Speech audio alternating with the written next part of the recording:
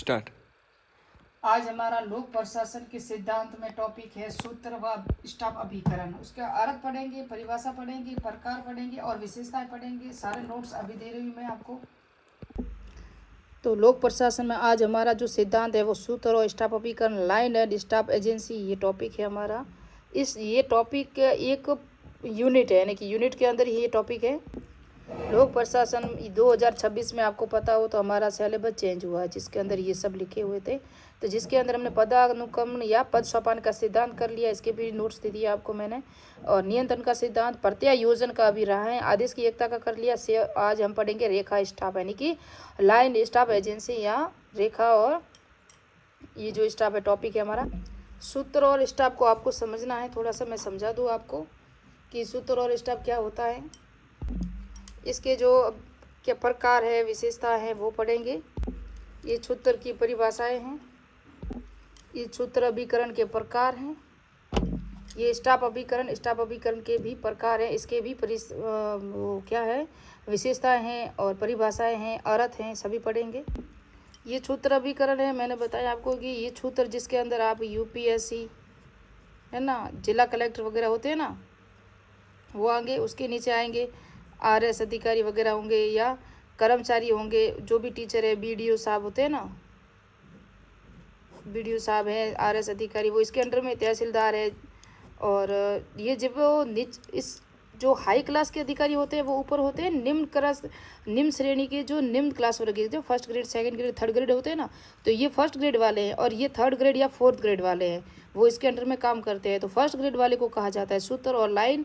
Third grade या fourth grade जो अभी एग्जाम में भर्ती एग्जाम हुई थी ना हमारे राजस्थान में, उसे कहते हैं स्टाफ, यानी कि ये सहयोग करता है, ये परामर्श देते हैं। और हेल्पिंग जो वर्ग है इसे कहते हैं स्टाफ। अब आप समझोगे, नोट्स और परिभाषाओं से भी समझ में आ जाएगा। परिभाषाएं भी इम्पोर्टेंट हैं। संगठन में सर्वोच्च पर मुख्य कार्यपालिका होती है और मुख्य कार्यपालिका की सहायता व परामर्श उपलब्ध कराने के लिए संबंध में दो प्रकार के प्रशासनिक अभिकरण होते हैं, सूत्र अभिकरण और स्टाफ अभिकरण। जैसे सूत्र को लाइन एजेंसी कहते हैं, स्टाफ एजेंसी, दो हो गई।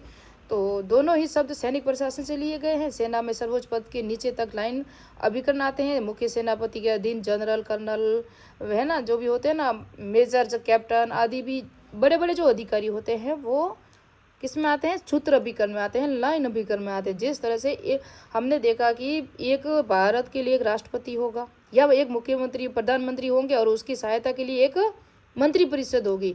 तो मुख्यमंत्री आ गई लाइन और स्टाफ, लाइन और सूत्र में, और उसकी जो मंत्री परिषद है ना वो आ गई स्टाफ में, जो उनके सहयोगकर्ता होंगे, है ना।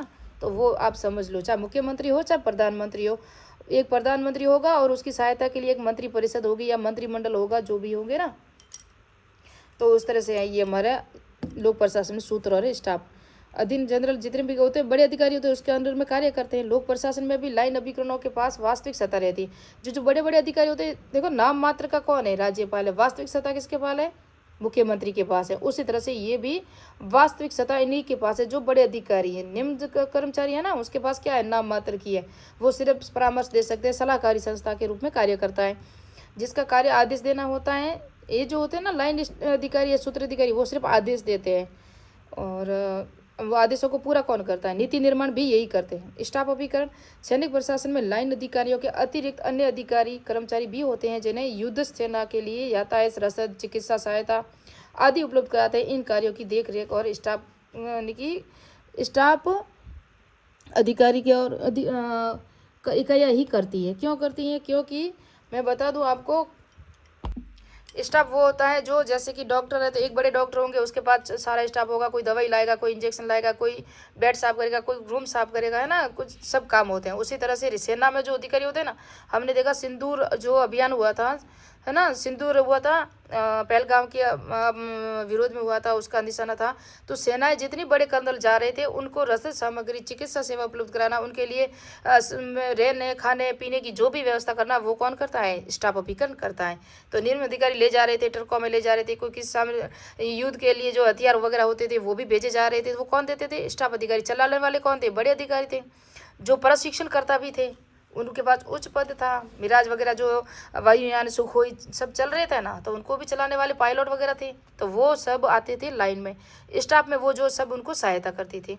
तो इनका संबंध निश्चित निष्पादन से होता है। इनके साथ में शक्ति होती है, इनके पास शक्ति होती है जिसके आधार पर ये निर्णय ले सकते हैं और ये सरकार के प्राथमिक लक्ष्य पूरा करते हैं तथा जनता को सीधा व्यवहार करते हैं। ये जनता से सीधा ही इनका संपर्क होता है। एलडी वाइट उन प्राथमिक उद्देश्यों से संबंधित हैं जिनके लिए शासन स्थापित किया गया है। ये उद्देश्य जो लाइन अधिकारी होते हैं ना, इनका एक लक्ष्य होता है, एक उद्देश्य होता है, उनके लिए कार्य करते हैं और सब मिलकर करते हैं। लेबवास्की के सतह का उत्तरदायित्व सेवाओं के ऊपर से नीचे तक फैली रहती है, यानी कि ये सब है। सूत्रबद्धीकरण के प्रकार कौन से? विभाग, लोक निगम और स्वतंत्र। विभागों में रेलवे आ जाएगा, कृषि, स्वास्थ्य, शिक्षा। और लोक निगम जिसके अंदर भारतीय रिजर्व बैंक है, भारतीय बीमा बैंक है, दामोदर घाटी निगम, इंडियन एयरलाइंस, एयर इंडिया, ये सब लोक निगम है जो सूत्रबद्धीकरण के अंतर्गत आते हैं। और स्वतंत्र संख्या जो अखिल भारतीय आयुर्वेदिक संस्था जो है स्वतंत्र संख्या के ये प्रकार है इसके, किसके? सूत्रबद्धीकरण के। नया टॉपिक जुड़ा है लोक प्रशासन में, तो आपको समझना पड़ेगा और आपको नोट्स बनाने पड़ेंगे इसके। और मेरे पास भी अथॉरिटी बुक के ही सारे नोट्स है। मैंने कहा, एक बहन का कल कमेंट था कि मैं आरबीएसई बुक ही पढ़ रही हूँ, तो वेरी इंपॉर्टेंट है। आरबीएसई बुक से ही प्रश्न आते हैं, चाहे एनसीईआरटी हो। एनसीईआरटी में भी वही होता है, लेकिन उसकी भाषा थोड़ी हार्ड होती है। लेकिन आरबीएसई से बुक आएंगे, लेकिन आपको लोक प्रशासन, समाज शास्त्र, दर्शन शास्त्र, ये सब लोग पढ़ सकते हो। बाकी राजस्थान जीके में 9वीं और 10वीं क्लास की बुक पढ़ सकते हो। उसके बाद एक गाइड तो आपको लानी जरूर पड़ेगी, क्योंकि जिससे आपको सारा कंटेंट है ना वो एक जगह उपलब्ध हो जाएगा। नहीं तो यहाँ से आपको टॉपिक छांट कर उसके नोट्स बनाने पड़ते हैं। वहाँ आपको नोट्स बनाए ले, उसके अंदर थोड़ी सी अगर कमी है तो उसके साथ जोड़ दो। बाकी सभी इसी से ही प्रश्न आते हैं लगभग। तो इसकी विशेषता कार्य यानी कि प्राथमिक उद्देश्यों को पूरा करना, सीधा जनता से सीधा संपर्क होता है इनका, सेवा उपलब्ध करवाना, अंतिम निर्णय लेने का भी इन्हीं के पास है, आदेश प्रसारित करना, क्रियान्वयन द्वारा निर्धारित कार्यक्रम को पूरा करना, मुख्य कार्यपालिका से सीधा नियंत्रण होता है इनका। और विलोबी ने कहा सूत्रबद्धीकरण को प्राथमिक और कार्यात्मक नाम दिया गया। 2 प्रकार के नाम दिए थे इन्होंने, किसने? विलोबी ने। और स्टाफ अभिकरण, अब हम देखेंगे स्टाफ अभिकरण है। स्टाफ अभिकरण में वे कर्मचारी स्टाफ आते हैं जो मुख्य कार्यकारिणी को सहायता प्रदान करते हैं, सूचना उपलब्ध करने के लिए, जो शासन में प्राथमिक कार्यों को करके द्वितीय प्रकार के कार्य करते हैं। ये इसकी परिभाषा मुन्ने रेले ने दी थी। किसके लिए दी? ये स्टाफ अभिकरण के लिए दी थी। ये मुख्य कार्यपालिका के व्यक्तित्व के विस्तार है जो उनके लिए अधिक आंख है, अधिक कान, अधिक हाथों का कार्य करते हैं। ये है स्टाफ अभिकरण की परिभाषा, मुन्ने और रेले ने दी थी। आरबीएसई बुक के अकॉर्डिंग है। हेनरी फेयल ने प्रबंध के विचारों का विस्तार कहा है। एलडी वाइट ने कहा है कि उच्चाधिकारियों को परामर्श देने वाला अभिकरण जिसके क्रियात्मक दायित्व नहीं होते हैं, दायित्व कम होते हैं, क्योंकि दायित्व होते हैं सूत्र वालों के ज़्यादातर, और उनका भी लक्ष्य होता है। ब्रिटिश कहावत है, स्टाफ सेवाएं वे खच्चर हैं जो युद्ध लड़ने वाले खच्चरों के लिए सामग्री होते हैं। ये ज़्यादातर भारतीयों से जलते थे, उस समय इनकी परिभाषा थी। अब तो देश आज़ाद है, उस समय उपनिवेश था इंग्लैंड का। स्टाफ अभिकरण के प्रकार कितने? फिफ्नर और प्रेस्टस ने 3 प्रकार बताए थे। तो इसमें से देखो, सामान्य स्टाफ, तकनीकी स्टाफ, सहायता स्टाफ। तो ये तो हम समझ सकते हैं।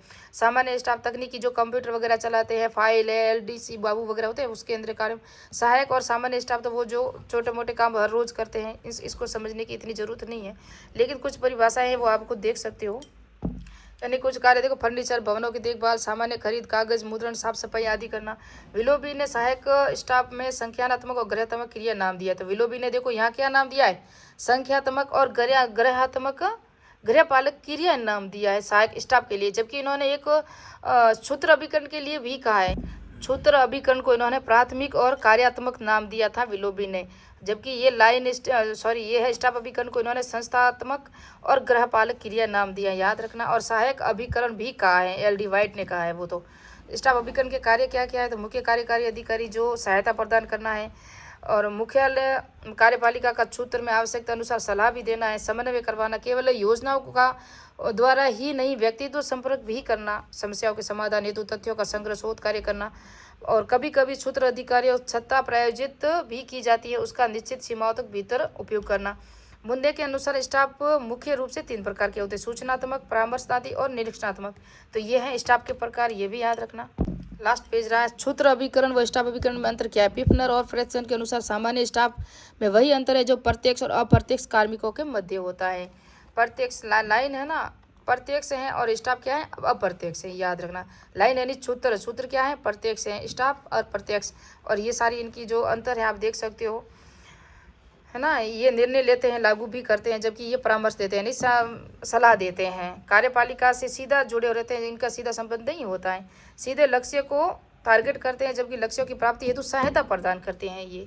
तो नेक्स्ट पार्ट में पढ़ेंगे प्रायोजना, प्रत्यायोजना या डेलीगेशन सिद्धांत है। इसके बाद ये यूनिट पूरी हो जाएगी। तो कोशिश करूँगी जल्दी से जल्दी इसके भी नोट्स दे दूँ आपको। मेरे चैनल को सब्सक्राइब कीजिए, लाइक कीजिए, कमेंट कीजिए। और इस यूनिट की जो सेकेंड यूनिट नहीं जुड़ी है, इसकी अलग से मैंने प्ले लिस्ट बनाई है, मेहर टीचिंग चैनल पर आपको मिल जाएगी।